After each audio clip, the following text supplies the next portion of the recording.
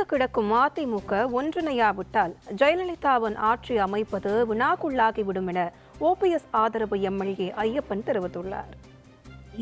அண்ணன் ஓபிஎஸ் அவர்கள் என்றைக்கு இந்த இயக்கத்திலிருந்து தூக்கி எறியப்பட்டாரோ அன்றிலிருந்து இந்த இயக்கம் ஒன்றிணைய வேண்டும், இந்த இயக்கம் அனைத்து இந்திய அண்ணா திராவிட முன்னேற்ற கழகம் என்னும் மாபெரும் இயக்கம் ஒன்றிணைய வேண்டும்.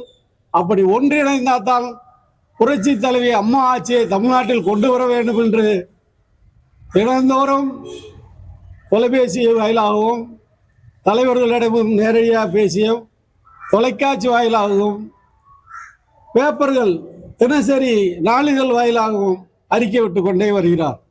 அந்த அறிக்கையை தான் இன்று அவர் பெரியகுளத்தில் உள்ள அவர் பண்ணை இல்லத்தில் அந்த அறிக்கையை தான் செய்தியாக வெளியிட்டிருக்கிறார். அவர் கூறுவதுதான் 100% உண்மை. அனைத்து இந்திய அண்ணா திராவிட முன்னேற்ற கழகம் என்னும் மாபெரும் இயக்கம் புரட்சி தலைவி அம்மாவின் ஆட்சி வர வேண்டும் என்றால் விருது கிடைக்கின்ற சக்திகள் அத்தனையும் ஒன்றிணைய வேண்டும்.